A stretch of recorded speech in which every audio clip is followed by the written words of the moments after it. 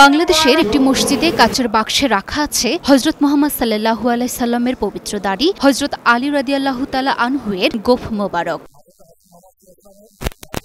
ফরিদপুর শহর থেকে প্রায় ৭ কিলোমিটার দূরে অবস্থিত ঐতিহ্যবাহী এ মসজিদের একটি কক্ষে এখনো সংরক্ষিত আছে দুষ্প্রাপ্য মূল্যবান এসব সম্পদ। এছাড়াও এখানে এখনো সংরক্ষিত আছে হযরত শাহ আলী বাগদাদী রাদিয়াল্লাহু তাআলা আনহু এর মাথার পাগড়ি, চন্দন কাঠের তৈরি খাবার বাসন, মাছের দাঁতের তৈরি তসবিহ। ওনার ব্যবহৃত 4টি জিনিস এখানে আছে। ওনার গায়ের খানা খাওয়ার বর্তন, এরপরে তসবিহ যেটা মাছের দাঁতের, খানা খাওয়ার বর্তনটা হলো চন্দন কাঠের, এবং ওনার জায়নামাজ এবং পাগড়ি এই দুটো সুতি। এই দুষ্প্রাপ্য মূল্যবান সম্পদগুলো হযরত শাহ আলী বাগদাদী সুদূর বাগদাদ থেকে ইসলাম প্রচারের জন্য এখানে আসার সময় তার সঙ্গে নিয়ে এসেছিলেন, যার মধ্যে রয়েছে হযরত মুহাম্মদ সাল্লাল্লাহু আলাইহি সাল্লামের দাড়ি মোবারক, হযরত আলী রাদিয়াল্লাহু তাআলা আনহু এর মোচ মোবারক, হযরত ইমাম হাসান রাদিয়াল্লাহু তাআলা আনহু ও হযরত ইমাম হুসাইন রাদিয়াল্লাহু তাআলা আনহু এর জুলফ মোবারক, হযরত শেখ আব্দুল কাদের জিলানী রাদিয়াল্লাহু তাআলা আনহু এর গায়ের জামা, হযরত শাহ মাদার রাদিয়াল্লাহু তাআলা আনহু এর ফতুয়া। উনি সঙ্গে যেগুলো নিয়ে আসছিলেন তার মধ্যে 1 নম্বর হলো প্রধান ছিল হযরত রাসূল সাল্লাল্লাহু আলাইহি ওয়াসাল্লামের দাড়ি মোবারক, দ্বিতীয় নম্বর ছিল হযরত আলী রাদিয়াল্লাহু মোচ মোবারক, তৃতীয় নম্বর হযরত হাসান এবং হুসাইন রাদিয়াল্লাহু জুলফ মোবারক, এবং বড় পেশাবের একটা গায়ের আভা যে ডালখিল্লা বলে, আর শাহ মাদারের গায়ের ফতোয়া। এই 5টা জিনিস নিয়ে এখানে আসেন। এসব দুষ্প্রাপ্য মূল্যবান সম্পদগুলো জনসাধারণ শুধুমাত্র বছরের 2 ঈদে দেখতে পেতেন। তবে মানুষের আগ্রহ ও চাহিদা বিবেচনায় এখন বছরের বিশেষ 5টি দিনে ও প্রতি শুক্রবার জুম্মার নামাজের পরে কিছু সময়ের জন্য খুলে দেয়া হয় ফরিদপুরের গেরদা দরগা বাড়ি জামে মসজিদের এই কক্ষ।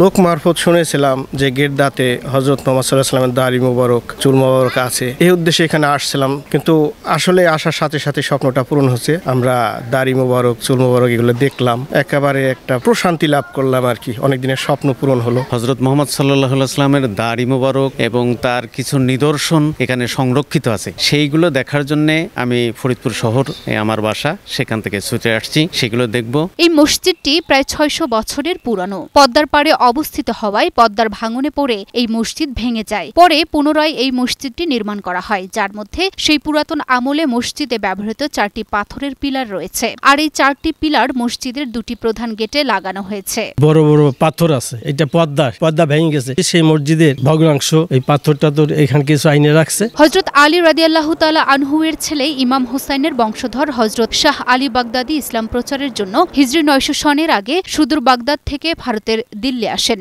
সেখানে তৎকালীন দিল্লির সুলতান আলাউদ্দিন শাহ আলীর ইসলাম প্রচারে মুগ্ধ হয়ে তার মুরিদ হন। তখন নজরানা হিসেবে সুলতান আলাউদ্দিন খাঁ তার মেয়ের সাথে শাহ আলী বাগদাদীর বিয়ে দেন। সে সময়ে বাংলাদেশের ফরিদপুরের গেরদা গ্রামের এক ব্যবসায়ী গুল মোহাম্মদ সওদাগরের সাথে হযরত শাহ আলী বাগদাদীর পরিচয় হয়। আর পরিচয়ের সুবাদে ইসলাম প্রচারের জন্য স্ত্রীকে নিয়ে তার সাথে ফরিদপুরের গেরদা গ্রামে আসেন এবং স্থায়ী বসবাস শুরু করেন।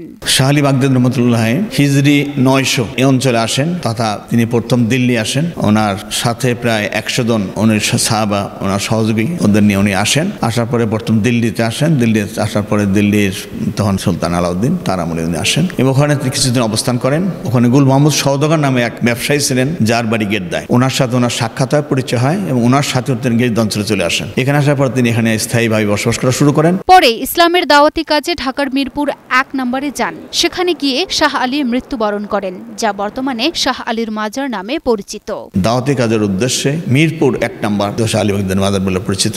সেখানে তিনি আবার দাওয়াতি কাজে যান এবং শেষ ওনার যে মৃত্যু, ওখানে ওনার মৃত্যু হয়। এরপরে ওখান থেকে লাশ আনা সম্ভব হয় নাই, ওখানে ওনার দাফন সেখানে হয়েছে। এদিকে এই মসজিদটি নিয়ে নানা সময়ে শোনা যায় নানা গুঞ্জন। তাই মানুষের মুখে এখনো শোনা যায় এই মসজিদটি একটি গায়বী মসজিদ। সবাই বলে এটা গায়বী মসজিদ। আমার বাপরাও নামাজ পড়ছে, চাচারাও নামাজ পড়ছে, আমার প্রায় 600 বছর আগে কর কথা এটা। দূর দূরান্ত থেকে অনেক মুসল্লিরা নামাজ পড়তে ছুটে আসেন এই মসজিদটিতে। এমনকি কেউ কেউ দেখতে আসেন মসজিদের রাখা হযরত মুহাম্মদ সাল্লাল্লাহু আলাইহি সাল্লামের পবিত্র দাড়ি মোবারক। আমরা এই জায়গায় নামাজ পড়ি, ঈদ কুরবানিতে প্রচুর লোক হয়। আমি এই জায়গায় জুম্মা নামাজ পড়ি বসি গিদ্দা, এনে আইলি ভালো লাগে এবং হযরত মুহাম্মদ সাল্লাল্লাহু আলাইহি সাল্লামের অনেক কিছু আছে, এই জন্য আমি আসি প্রতি জুম্মা। আমি অনেক দূরতে আসি।